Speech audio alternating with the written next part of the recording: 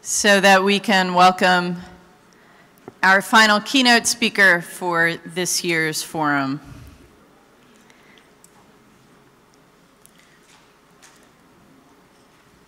Thank you very much.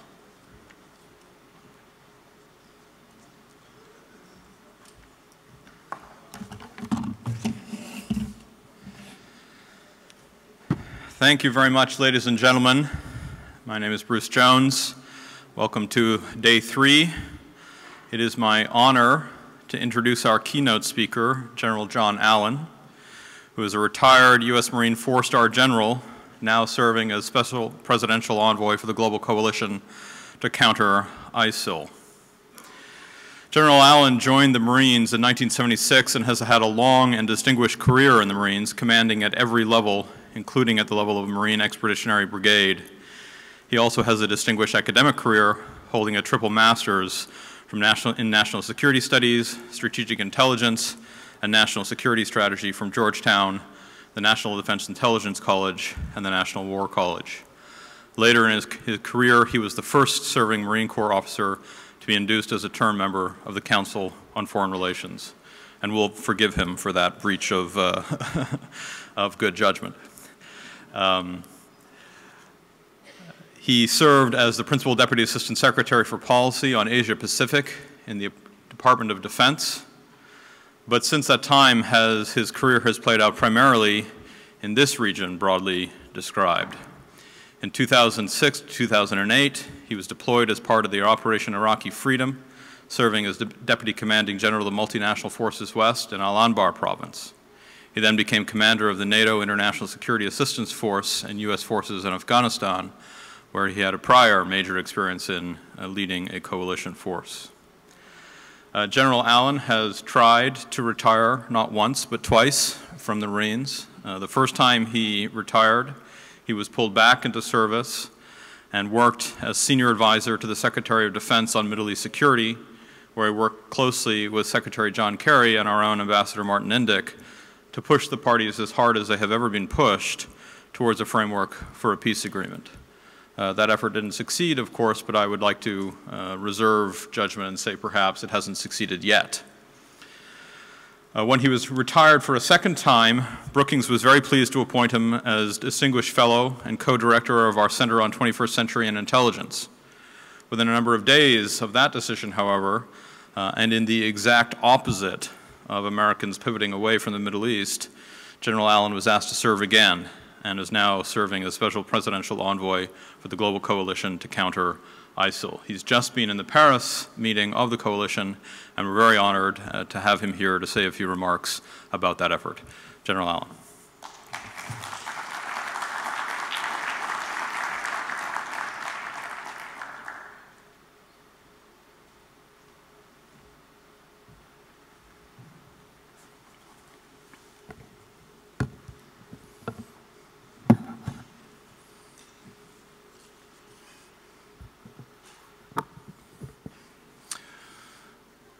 Well, Bruce, thank you for your very generous introduction. And I want to thank Salman Sheikh, Will McCants, Tamara Witz, and the entire team here for hosting such a significant and comprehensive dialogue.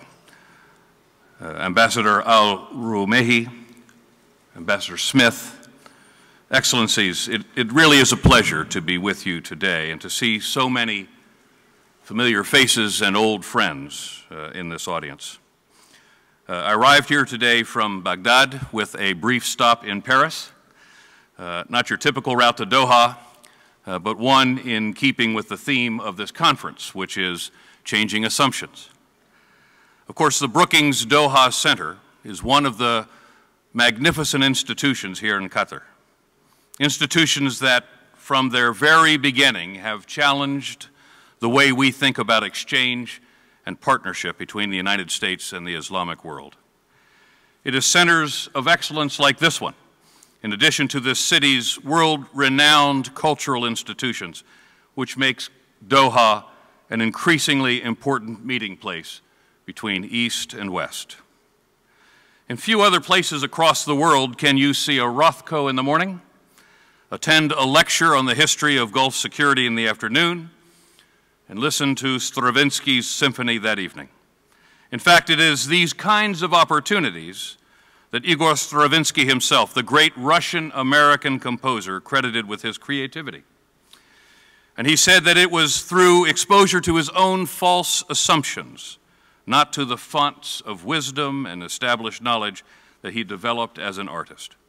And indeed, these are communities, both Doha and Brookings, that have invested in the difficult work of rethinking assumptions and imagining our world in new ways. Now, when it comes to this region, the relationship between the United States and the world, and even the nature of the global order, this is a time when assumptions are rapidly changing. As President Obama said last September at the UN General Assembly, this is a moment where the world is at a crossroads, a period where the old order is passing and a new order is coming into being. Tragically, and often horrifically, the rise of ISIL has upended many of our assumptions, and in deeper ways than regional security or in politics. As someone who spent nearly 4 decades as a United States Marine, I've come closer than many to the reality of inhumanity. And I've never seen before the kind of depravity and brutality in this region that ISIL represents, and in fact, that ISIL celebrates. While few of us could have imagined the rise of such a divisive force, there's potentially another set of lessons we can learn from the global response to ISIL, which I'll henceforth refer to by its Arabic acronym Daesh. Several years ago, few would have assumed that so many nations from so many different traditions with different political systems and faiths and interests could come together as a coalition over multiple lines of effort to confront a shared threat. For the past 9 months, in my role as the President's Special Envoy for the Global Coalition to Counter Daesh, I've been privileged to help to lead this collection of strong and diverse partners as we've sought to build and to bind us all together in this common and important cause. From the outset of this campaign, we have understood that countering Daesh would require an enduring effort, and indeed success will require us to persist, to adapt, and to constantly reassess our activities in light of both victories and setbacks, setbacks such as we experienced in Al-Ramadi last month. Having arrived in Doha from a ministerial of the coalition's small group in Paris, where yesterday the ministers from the campaign's leading partners discussed the way forward, I'm confident that Ramadi has actually redoubled our resolve. And in Baghdad last week, where I met with senior governmental officials and security officials, I saw how the same was true for our Iraqi partners. Now, having been part of 4 previous coalitions over the course of my career, and having commanded the coalition of 50 nations in Afghanistan, I've seen how important it is to understand the ups and the downs of a campaign within the context of strategic objectives. And yes, it is vitally important that we learn from the experience of Ramadi and that we learn the right lessons. But it's also imperative that we see the direction of our campaign from the more expansive horizon than just last month or next month. Today, we're nearly a full year from the series of horrific events in Iraq, which compelled the United States to act and ultimately to convene a broad global coalition. It was at this time last June that Daesh fighters began pouring down the Tigris River Valley. It was a moment where Iraq was under siege and largely isolated in the world. Multiple Iraqi cities fell, entire Iraqi divisions collapsed, and the northern approaches to Baghdad were exposed. On 10 June, Mosul, a city of more than 1.5 million people, collapsed under the hammer blows of Daesh. And a few weeks later, it was from that city's grand mosque, Nur al-Din Mosque, that Abu Bakr al-Baghdadi, also known as Abu Dua, would proclaim the so-called caliphate. To the west, Daesh broke through the border town of Al-Qaim and poured east along the Euphrates River towards Baghdad. Daesh's spokesman, Abu Muhammad al-Adnani, vowed, quote, "The battle will soon rage in Baghdad and in Karbala," unquote. Shortly thereafter, launched a series of multi-pronged attacks further into northern Iraq, massacring minority populations, enslaving hundreds of women and girls, surrounding tens of thousands of Yazidis on Sinjar Mountain, and opening a clear route to Erbil, the region's capital. All of this together prompted the United States to act. First, we surged intelligence assets over Iraq from one ISR sortie a month to 60 per day. The aim was to gain a very granular picture of the ISIL network to begin the process of targeting. It would be essential to future operations. Second, we established the Joint Operations Centers, both in Baghdad and in Erbil, restoring critical relationships that we had had before with Iraq's central government and Kurdish commanders. Third, we deployed our special forces teams to assess Iraqi security formations with a focus on Baghdad's defenses, ensuring that those defenses could hold and that our personnel and those of the international community could be protected. And fourth, we focused on helping the Iraqis maintain their political process following national elections to stand up a new government. These actions were absolutely essential in the immediate term, but were by no means sufficient to counter the scope and the scale of the threat. At root, Daesh is not an Iraqi problem. It is not a Syrian problem. Daesh is a regional problem that is trending towards global implications. It was out of a keen awareness of the global implications of this emergency and the unthinkable human implications if it were to allow to go unabated that President Obama and Secretary Kerry resolved to build a global coalition last September. And it was then that the White House asked me to assist in organizing and consolidating and coordinating this coalition as the President's special envoy.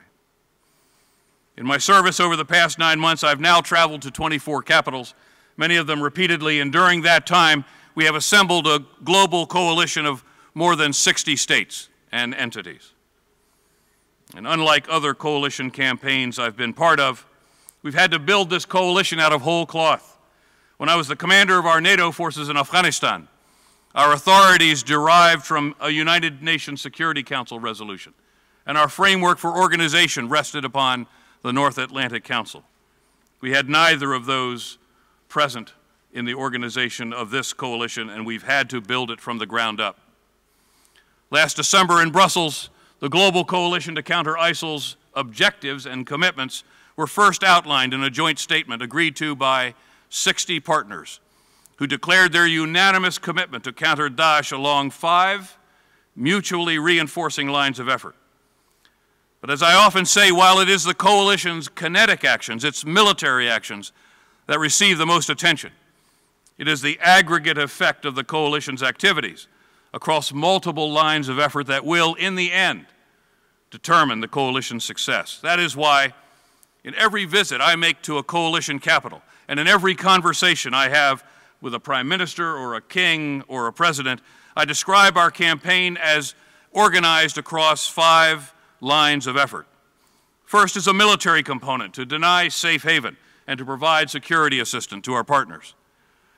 Second is disrupting the flow of foreign fighters. Third is disrupting access to the financial resources available locally to Daesh and through the international financial system. The fourth is providing humanitarian relief and stabilization support. And finally, counter-messaging, or defeating Daesh as an idea. Over each of these 5 central lines of effort, coalition activities are directed by specific working groups, co-led by 2 or 3 coalition partners. For example, the counter-ISIL finance working group is co-led by Italy, the Kingdom of Saudi Arabia, and the United States. The foreign fighter task force and working group is co-led by the Netherlands and Turkey. The counter-ISIL messaging Working Group is co-led by the United Arab Emirates, the United Kingdom, and the United States. The Military Support Working Group by the United States and Iraq. And for stabilization support, that working group is led by Germany and the United Arab Emirates. And each one of these working groups is heavily populated by member states, all of whom are involved either in planning or providing resources ultimately to achieve our objectives.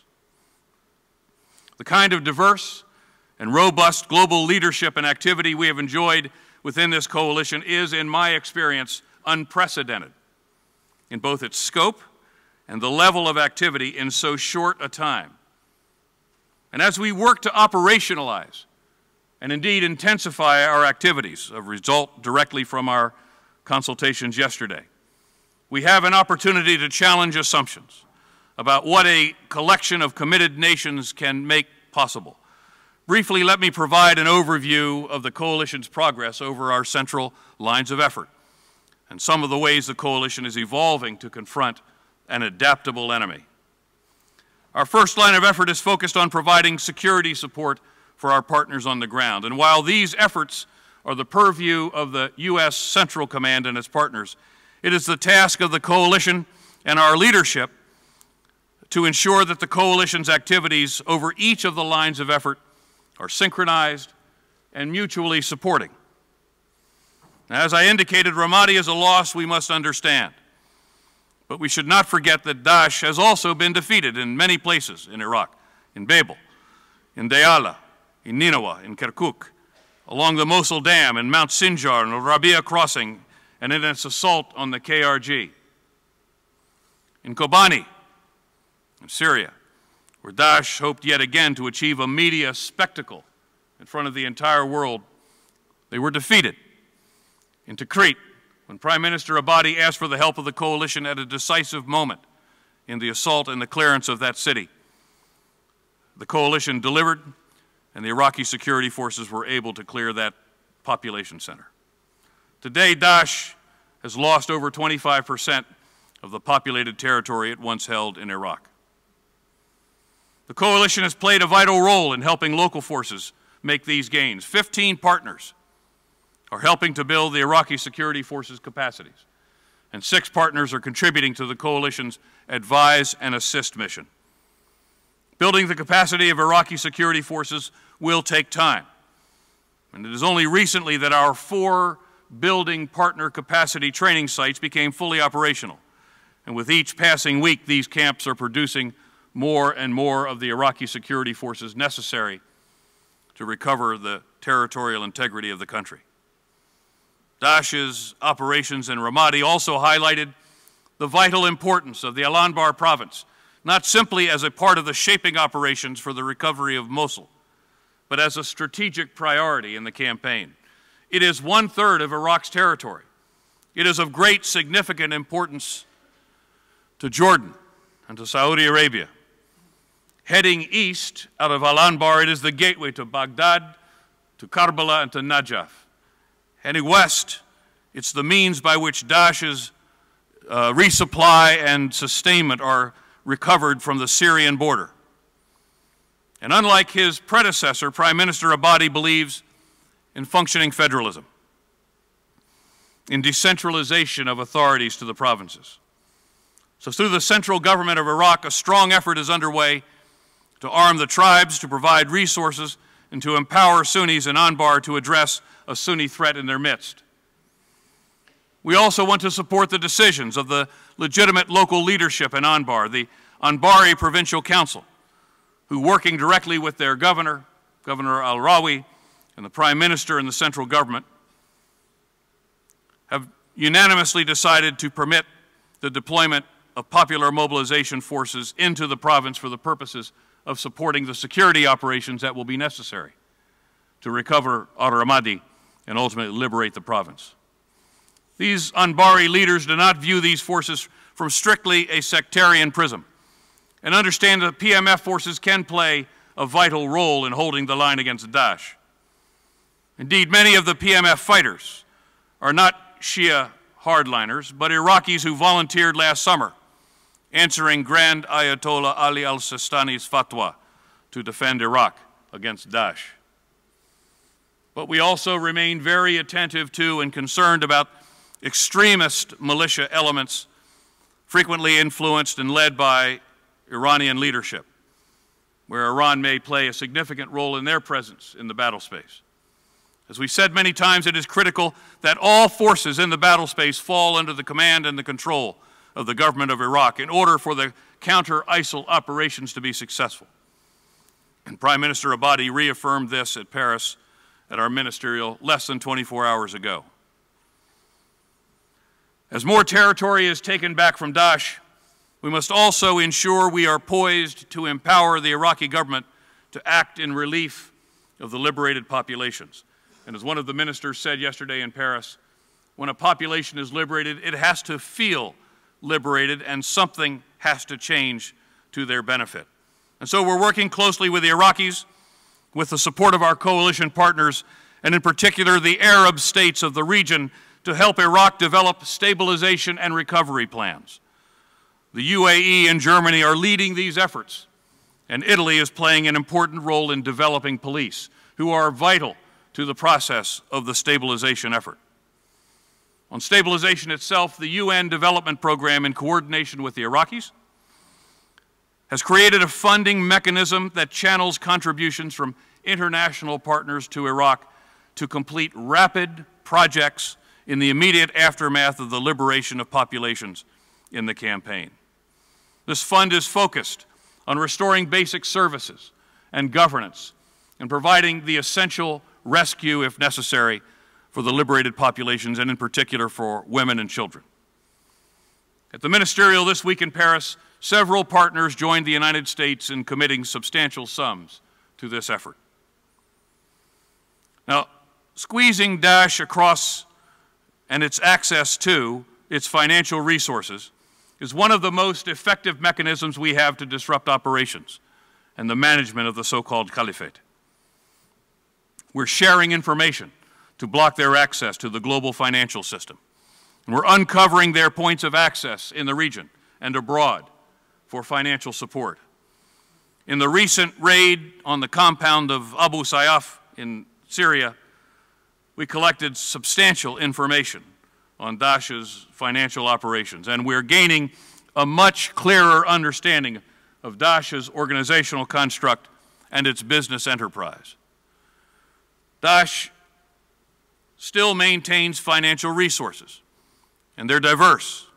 Beyond its oil enterprise, which we have shrunk through military activity, there are other aspects of its portfolio which include massive criminal extortion of populations under its control, looting, kidnapping for ransom, human trafficking, slave trade, potential profit from the sale of plundered antiquities.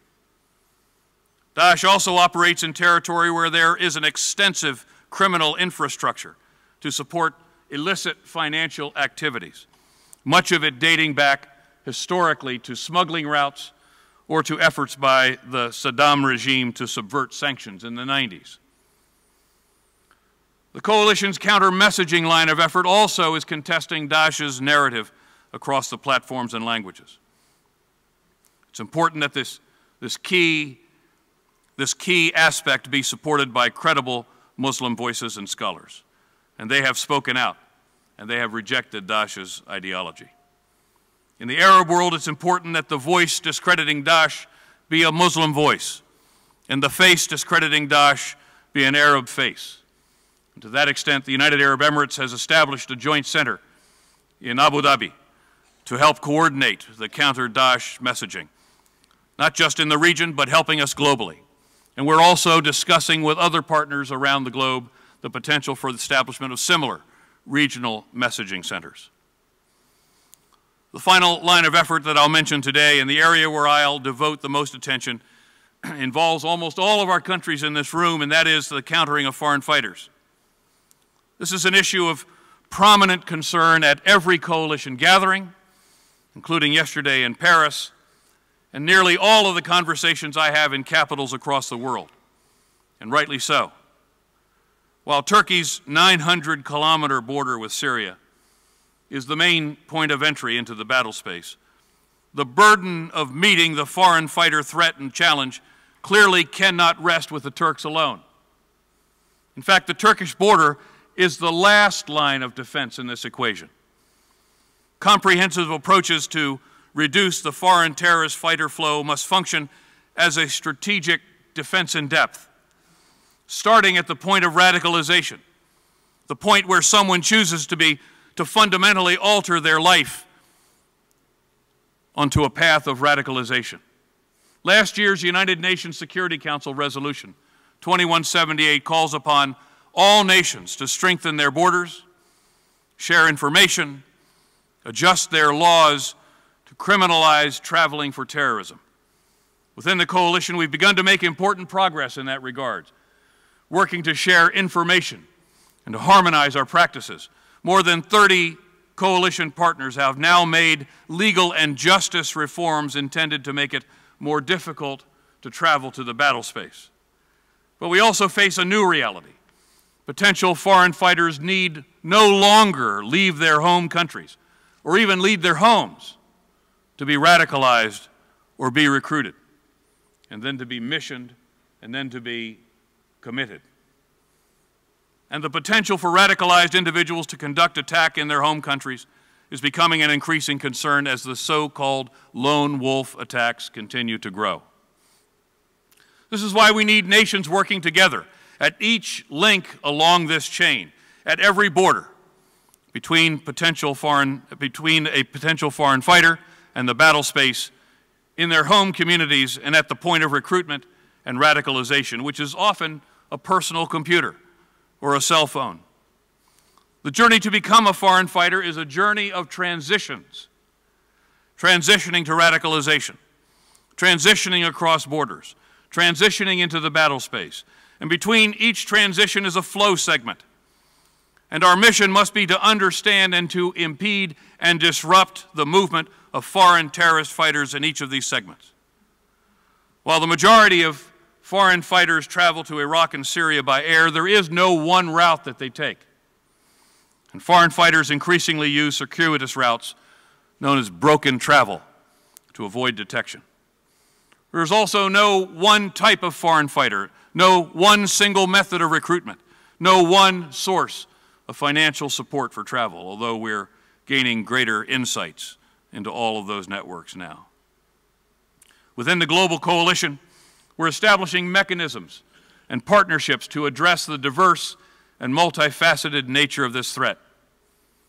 In fact, the coalition's foreign fighter working group is organizing coalition activities across 9 fronts, ranging from border control to information sharing to mapping travel to post-offensive foreign fighter flows.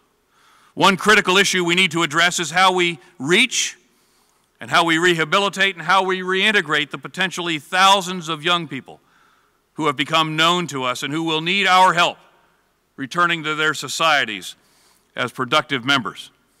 From the point of radicalization and recruitment to the process of rehabilitation, we as a coalition and a community of nations must work together to confront this true generational threat. This is a great challenge. And there's no denying that many societies find the idea of rehabilitating foreign fighters objectionable. And indeed, those who have broken the laws of our lands must be held accountable. But long-term detention cannot be the sole means of dealing with returning foreign fighters. I believe we must strive to be a coalition of compassionate states, especially when certain coalition partners have experienced success in this area. The promise of rehabilitation and reintegration is one that we should study and we should consider embracing. Earlier this year, I met with key Muslim leaders and social scientists in Singapore who have successfully de-radicalized young men and in so doing supported their successful return to society. Now, the numbers are not high for Singapore as they might be for other countries, but their success is notable. Out of the 57 releases from their de-radicalization program, there has been only one recidivist. Belgium and Austria and Germany have also developed successful reintegration programs and lessons to provide in a Western context. For its part, Saudi Arabia has developed a set of effective practices for the specific cultural and national need of that country, the kingdom, at the Mohammed bin Nayef Center. So there are examples of successful rehabilitation and reintegration processes, and we will be exploring those as time goes on. To confront this challenge, there will be no one-size-fits-all.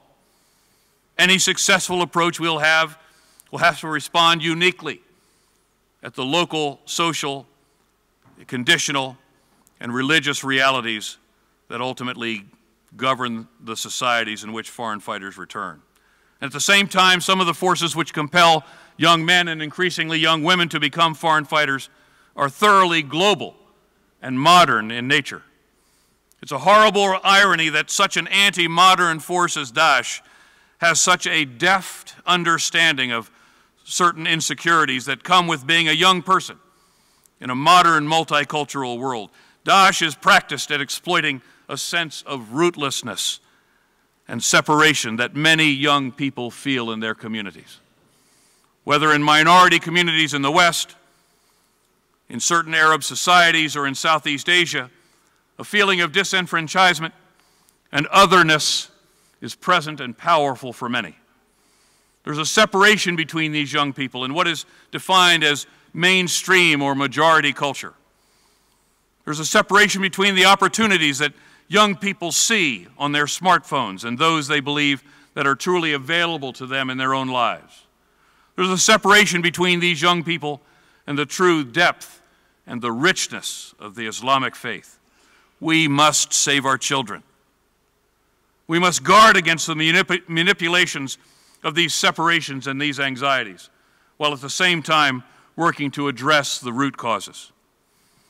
Truly, this is no small task. It is a matter of our working together as a coalition and a community of nations to ensure that the promise of modernity is available for all to achieve. In my discussions with Islamic scholars and imams and mullahs over the years, I've been told that it is by embracing modernity and connecting with the world, not through its rejection, that a Muslim can fully appreciate the richness of his or her faith. And whether during my own service in Al-Anbar, in Afghanistan, and within units under my command, I have seen the kind of Muslim faith practiced and lived to its fullest. It is an experience that has challenged me to be a better Christian, and I'm grateful for my exposure to the rich and the true nature of the faith of Islam.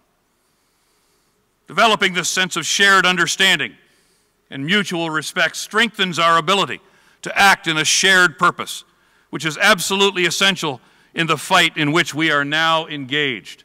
When Daesh seeks to divide and conquer, we must draw strength from the diversity of our coalition.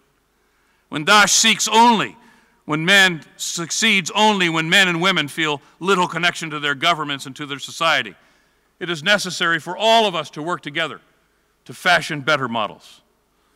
When Daesh defines itself by what it seeks to destroy, we must define our ultimate efforts by what we seek to build together. And when we see groups and individuals seeking to affiliate and align themselves with Daesh in several parts of the world, we see clearly how these challenges are not unique to one region. Indeed, the growth in the number of Daesh-affiliated groups is a challenge that the counter-ISIL coalition is beginning to confront. When the coalition coalesced last fall, partners came together to counter Daesh in Syria and Iraq, not forces which were affiliated with them globally. They were not apparent to us at that point. Since Daesh declared the caliphate nearly a year ago, we have seen organizations in several countries seeking to become an affiliate or as is known, distant province of the so-called caliphate. But not every group that raises the black flag represents the same threat. Many of these groups are made up of simple criminal organizations or contained insurgencies. But at the same time, there are certain affiliates who could present a clear danger to our coalition capitals and our respective homelands. As a coalition, we need a sound strategic framework for judging both the sophistication of these groups and the scale of their connection to core Daesh, that core element in Iraq and Syria. In trying to determine the threat of a potential Daesh affiliate, I find it useful to ask a series of questions which helps us in our own analysis. First, what command and control does core Daesh have over this group?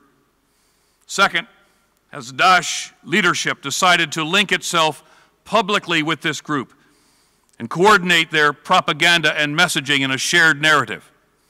Third, can core Daesh and this potential affiliate exchange resources, including funding and foreign fighters? And fourth, and most importantly, can this group threaten a coalition homeland?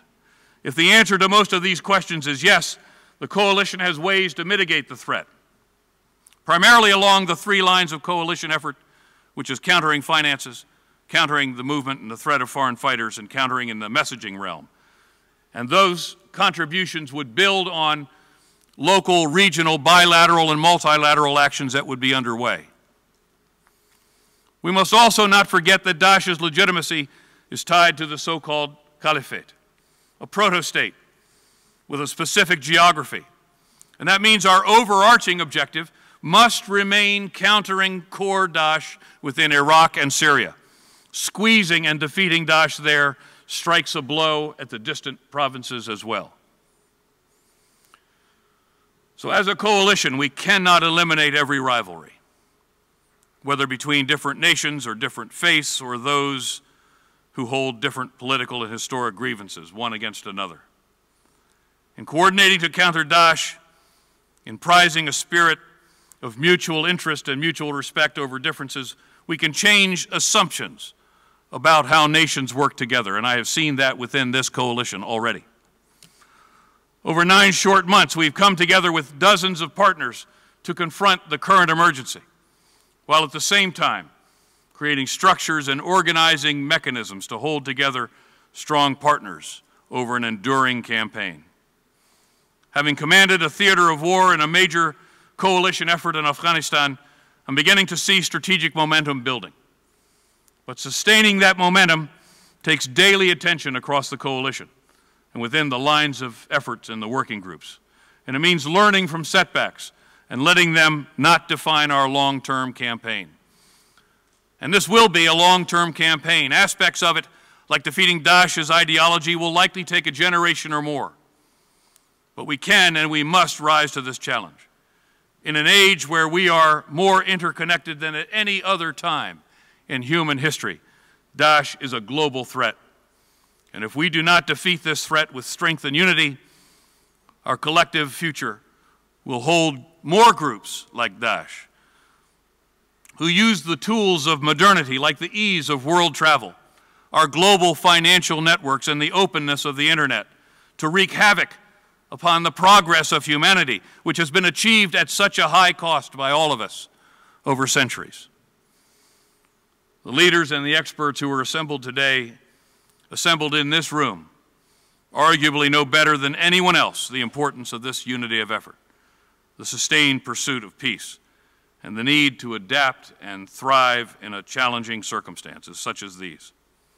As we continue to fight to degrade and defeat Daesh, we all in the coalition hope we can count on you for your wisdom, your advice, your energy, and your efforts in support over the long term. Thank you very much for your time this morning.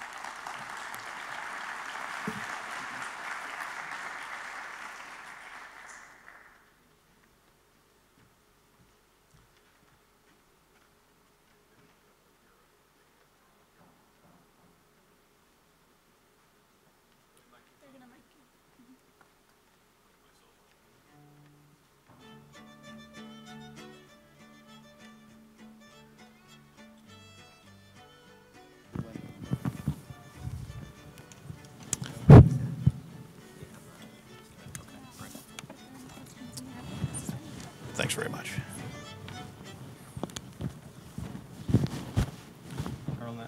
Are we on?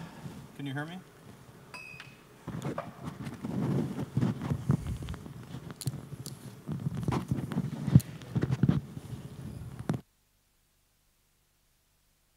you hear me now? Thank you, General Allen, for that. Before I ask you a couple of questions, let me just ask you to clarify something that you touched on.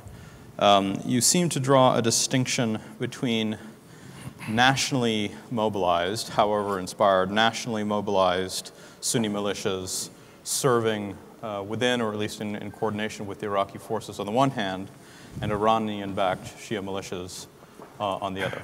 Did I get that right? That you draw a distinction? And you did. It's an important distinction, and it's seldom reported at all, and often when it is, it's not accurately reported, and it's worth taking a couple minutes to talk about it. Last year, as it appeared that Iraq was really in serious trouble, Grand Ayatollah Sistani issued a fatwa and mobilized the Moderator in a call for Iraqis to come defend their country. Obviously, at that particular moment, much of what we would consider Sunni Iraq was off the table, and it was beleaguered. It was largely completely under threat, and not many of those individuals were able to rally to the flag, and many chose not to. But many of the volunteers, as we call them, came from the South, where one day they were a teacher or a mechanic, and the next day they were handed an AK-47 and organized into these organizations called the Popular Mobilization Committee, of which then the operational component was the Popular Mobilization Force. That organization is part of the broader term Shia militias has been applied to them and to the more extremist elements that we have seen and come to know, Sabah Haq, Kitab Hezbollah, Promise Day Brigade, Badr Corps, others. But they are now distinct from them. Prime Minister Abadi and the Grand Ayatollah have called for those elements both to submit and to take command from the central authority of the Iraqi security forces, and they're now doing that. Where that process began to unfold most graphically was in the fighting at Tikrit, where at some point in the early portion of the fighting in Tikrit, many of those elements bogged down in the defensive positions of Daesh. And Prime Minister Abadi ultimately ordered the PMF elements to submit to the command and control of the Iraqi security forces. And it was for two reasons. He's been very clear, he was clear as recently as yesterday, that all armed groups in Iraq must ultimately come under the control of the central government or disband. Now, obviously, we have those problematic groups that have built their own synergy over time, and they have their own alignment with Iran, and that's a problem. But those other elements, which convened because of the fatwa, there will be at some point the subsuming of those into the National Guard brigades, which I just had the chance to speak with the Speaker of the Parliament, Salim Jabori, who is working hard to get the legislation through the Iraqi Parliament approving the National Guard legislation. They'll be subsumed into the National Guard brigades, or they'll be demobilized and sent home. So in that case, and I think we all recognize that with the collapse of much of the Iraqi security forces, there will be a need for the popular mobilization forces, for the clearing of the population, clearing of and liberating of elements of the population for some time to come. It is the Prime Minister's intent that the preponderance of the fighting and the liberating specifically of the population centers be conducted by the regular forces, federal police, Iraqi army, the counterterrorism service, and other elements within the regular forces. And that the popular mobilization forces stay outside the population centers, control roads, set up checkpoints, and that sort of thing, which is actually happening now around Ramadi as the squeeze begins to occur. So it really is important to understand there's a distinction between the two, and the Provincial Council of Al-Anbar, and I don't know necessarily all of the members today, but if that group as a body voted unanimously to accept the presence of PMF elements in Al-Anbar for the purposes of recovering Ramadi and the liberation of the province, they have made the very clear distinction in their minds, and it's important for us to understand that distinction as we go forward. Right. Thank you for that opportunity. I'm going to stay in Iraq for a moment, then I'm going to walk you across the border into Syria. You talked about the mobilization also of Sunni forces, popular forces in Anbar. Do you worry about what Ken Pollock has called disastrous success, i.e. in a moment in time, maybe some months down the road, where we decisively push back ISIL or Daesh from a particular territory, but then there's no real Iraqi governance structure, there are popularly mobilized forces, competing forces potentially, and a potentially disastrous scenario there? Well, I think that there is the potential for that scenario. Well, we've recognized that. And the conversations that we have had with the Iraqi national, the political leadership and security leadership, is for all of us to fully understand what's going to be required for this counteroffensive. And I'll just take a second with you on this, because this is important as well. The counteroffensive really has 4 components to it. And as we move in the direction of a populated area, small town or large municipality or Mosul, which will be probably the climactic battle, the first phase of the counteroffensive is the clearing phase. And that phase is the portion of the offensive that moves Daesh out of the population. What's then important to understand is that's immediately in the aftermath of that is when the stabilization phase begins. And there's a very important component to the stabilization phase. And it's one that Prime Minister Abadi has, to his credit, recognized, and it's one that he's grappling with, and there's limited capacity, but they're working at this. And that is that if you liberate a population with a force that is largely or even predominantly Shia, and that liberating force ultimately, for some reason, sits on top of that population for some period of time, we may well expect that tensions are going to emerge, and then we have the consequent tragedies that we have seen in places. So inherent in the process of the counteroffensive, and we're actually working this very hard, is the requirement that in the immediate aftermath of the successful clearance of the population, that we secure that population in Al-Anbar, for example, either with Sunni tribes or with the recovered, reclaimed, and redeployed Iraqi police of the Al-Anbar province. This is an intentional aspect of the counteroffensive. We'll have to do what we have to clear Daesh, but then we have to secure the population. And that should be done with Sunni police or Sunni tribes, and we're trying to invigorate both of those. There's a brand new provincial chief of police in Al-Anbar. He is taking the steps to recover the police now. They're starting to collect. Italy, to its great credit, is putting together a group of states that will begin the process of training them so that they are immediately available to be part of the stabilization process. The next part is the installment of the governance element. There has to be a governance element that immediately begins the process of working the stabilization effort and the implementation of the stabilization fund, so that this quick reaction application of money, this high-speed development of projects to support the liberation of the populations, has both a governance element to control and a police element to stabilize it. So it's not an insignificant process, and part of what we have sought to do is to describe it in all of its components and nuances, and take it apart and begin to work at each one of those components, either specifically working with the Iraqis to build capacity or energizing components of the coalition to provide the support. And I think that's a really important point. So Ken Pollock's theory is really important, and we have certainly paid attention to that potential catastrophic outcome. And it is in this effort, and Ken and I first met in Al-Anbar, frankly, in a diwan. It is fulfilling this envisaged aspect of the counteroffensive, as this minister yesterday said from one of our Nordic states. When a population is liberated, it's got to feel like it's liberated, and something has to change dramatically for them. This is our hope.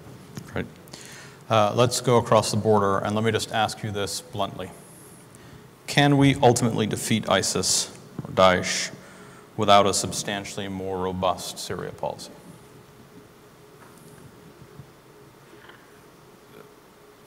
First, we have to understand that the work of my effort is focused on Daesh, but in the end, it ultimately supports a Syria policy which seeks to create within the Syrian people the capacity ultimately to make a decision about their future. The U.S. policy in the end is that however that transition occurs, and we've got ideas on that, and you and I talked about it briefly this morning, and I think those ideas are evolving potentially in some pretty important ways. However that process unfolds, the outcome in Damascus will not include Bashar al-Assad. How that process unfolds, the modality of that process, what that roadmap looks like is under some pretty intense discussion right now. There will clearly be a Russian component to it. There will probably be an Iranian component to it of some form or another. But it is very clear to the United States, and I think it's very clear to most of our partners, that the agony that we have seen unfold in Syria over the last several years, the horrendous casualties that have emerged, largely because of Bashar al-Assad, but in second and third order effects, other activities. We're not going to solve this in a military sense.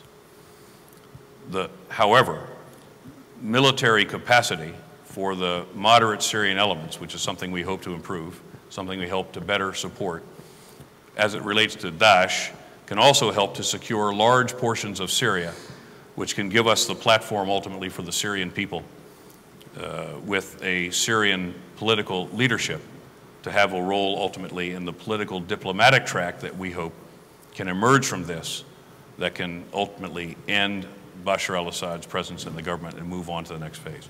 Lots of nuance to that, but I will tell you that there is a really energetic discussion about that now. Okay. We're going to go to the audience for a very quick round of questions. I'll just take 2 or 3 questions and I'll come back to you to answer. Sort of gentleman right in the front row.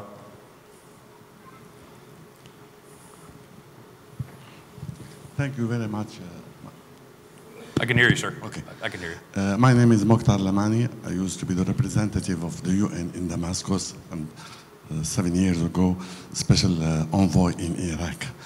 I thank you very much for the illuminating presentation about steps to have a proactive action about what should be done against Daesh. But there are 2 things that are striking me. What you developed about Iraq. We know that one of the problems of Iraq after the occupation was divided in 2 major groups. A group of people who accepted to do a political process under occupation. And another group, they refused everything and they were even resisting. All the efforts are done with the first group. And we know even the group of resistance that joined in the beginning when Daesh moved 1 year ago to Mosul. And we know that a lot even of officers of the old army are joining and working there. And we know also that it's a reaction. The rest of the world forgot about us. Nobody was taking care, and especially during the sectarian regime of Maliki. And these people that they were helping, it's not the Speaker of the Parliament. It's not the Council of Al-Anbar. Is there any steps to be done? And people, when you talk to them in that part of the world, of Iraq, they keep telling, you know, we used to see during the last years the Iraqi army itself as an occupying army, not as part of us. Is there anything to include, to be very inclusive for everybody? And people, also the last thing I would like to mention, they didn't forget the very bad experience of the awakening forces and what happened for the 120,000 people that defeated in 2006-07 Al-Qaeda. Thank you.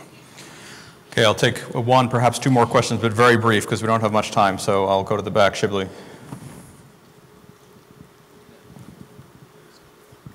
Good morning, General. Shibli Talhami from Brookings and the University of Maryland.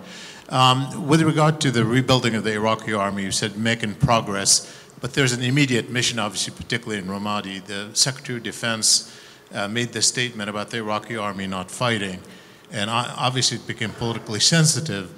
But in the meanwhile, the Iraqi army is mobilizing more as a Shia army with the slogans that they have, because that's really to generate the excitement into fighting.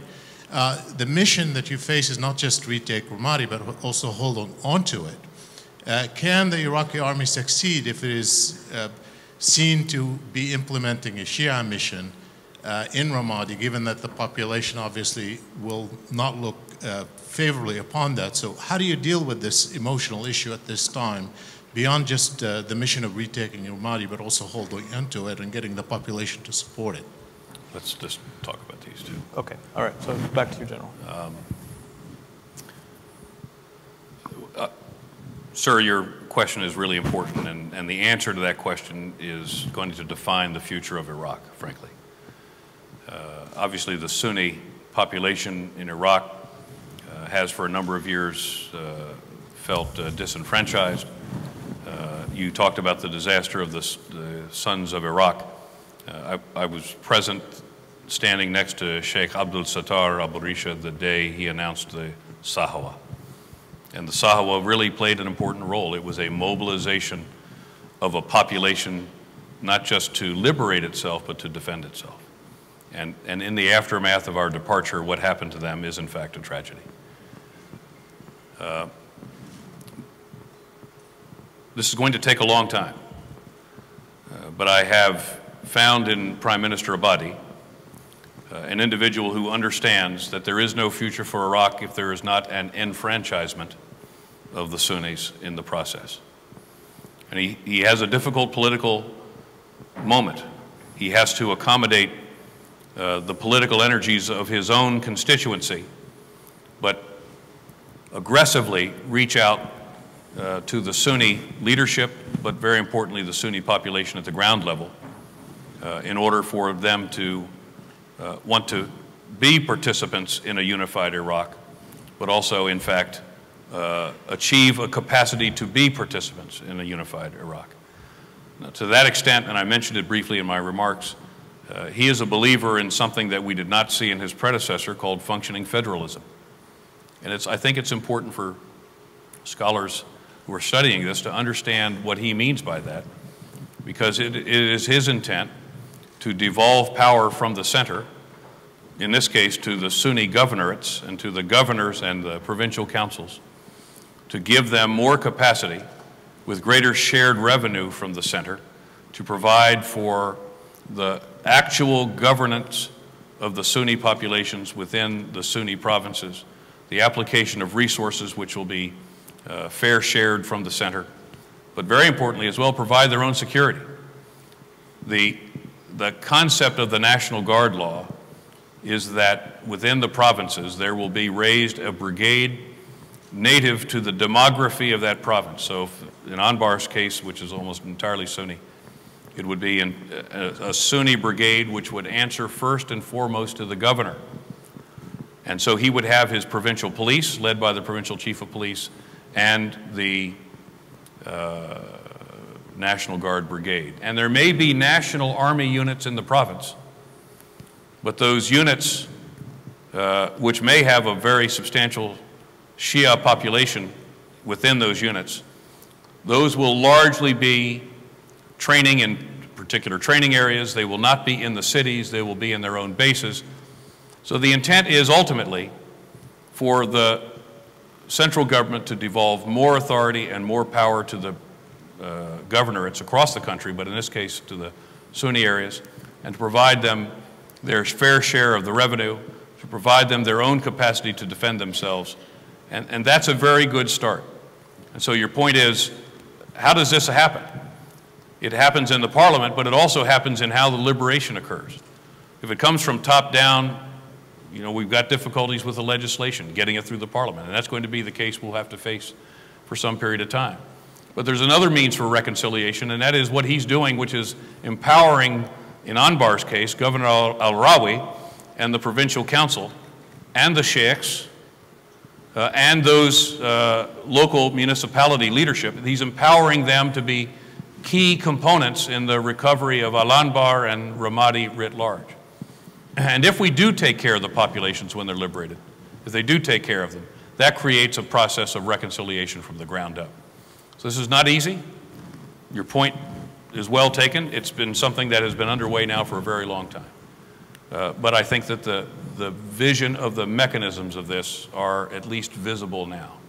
With regard to Ramadi and the liberation of populations, as I said in my remarks, it is Prime Minister Abadi's intent, first and foremost, to, in the event, in the long term, to integrate more successfully the sectarian and ethnic nature of the people of Iraq into the federal forces, whether they're police or army or the CTS.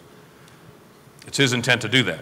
But it's also his intent to use the PMF elements outside cities, clear the cities with the regular forces, and immediately have local security forces move in to protect the population so that Sunnis are protected by Sunnis. And I think that's an important distinction that has not been properly explained. And that's the best I can do given the fact that I'm completely out of time now. So thank you for your question. General, thank you for your service, and thank you for taking time to come talk to us here today. Good to be with you. Thank you very much.